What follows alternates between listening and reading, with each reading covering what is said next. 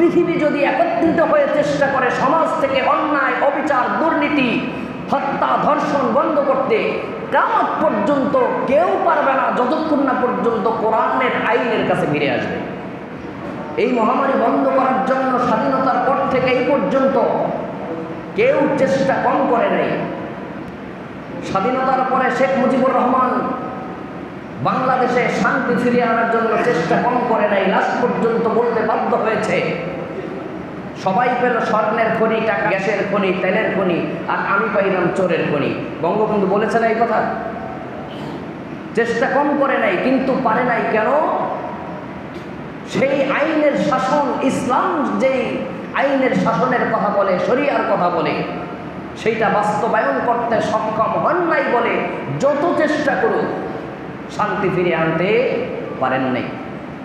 তার পরবর্তী সময়ে জিয়াউর রহমান সাহেব চেষ্টা কম করেন নাই, বেগম জিয়া চেষ্টা কম করেন নাই, এরশাদ কাকু চেষ্টা কম করেন নাই, আরও যারা আছে।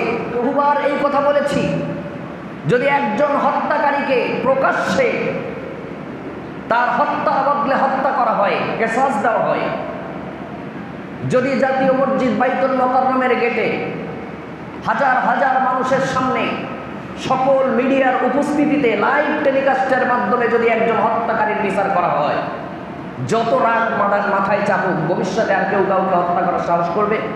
বলেন করবে?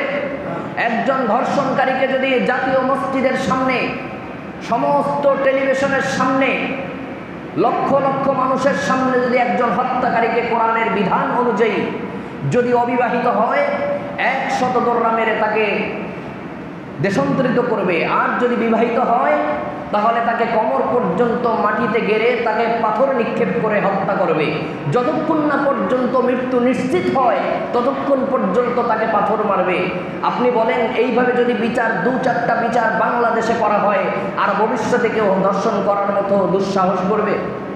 দর্শন করার সুযোগ থাকলেও আগে পালাবে, খবরদার আমি দর্শন করবো না, তাহলে আমার বিচার এটা হবে, ঠিক কিনা?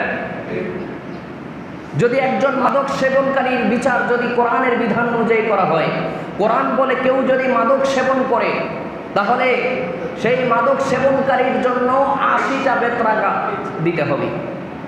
আপনি বলেন, যদি জাতীয় সকল টিভি চ্যানেলের সামনে লক্ষ লক্ষ মানুষ হাতে সবার স্মার্টফোন, সবাই লাইভ টেলিকাস্ট করবে, লাইভ প্রচার করবে, ফেসবুকে, ইউটিউবে কেউ রিলস বানাবে, যদি এমনভাবে লাইভ করে মানুষের সামনে যদি একজন মাদক সেবনকারীর বিচার করা হয়, ভবিষ্যতে আর কেউ মাদক সেবন করবে?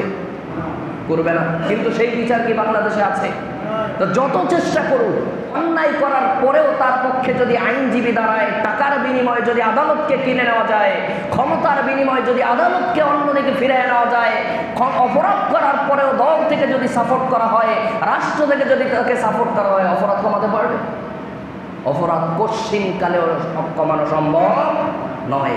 আল্লাহ তাআলা বলেন, ওয়ালিয়াশহাদা আযাবাহুমা তাইফাতুম মিনাল মুমিনিন, একদল মুমিন দাঁড়িয়ে দাঁড়িয়ে দেখবে, তাদের সামনে বিচার কার্যকর করবে।